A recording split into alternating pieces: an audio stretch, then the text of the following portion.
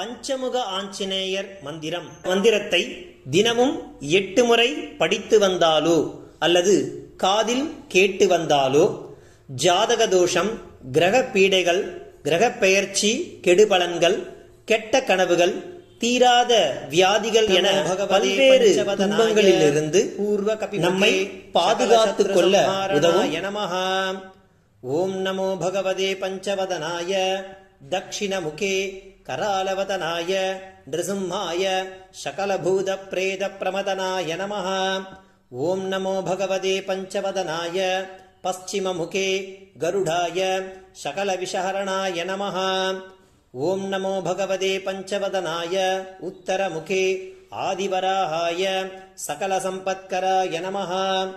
ஓம் நமோ பகவதே பஞ்சவதனாய ஊர்த்வமுகே ஹயக்ரீவாய சகல ஜனவசீகரணாய நமः.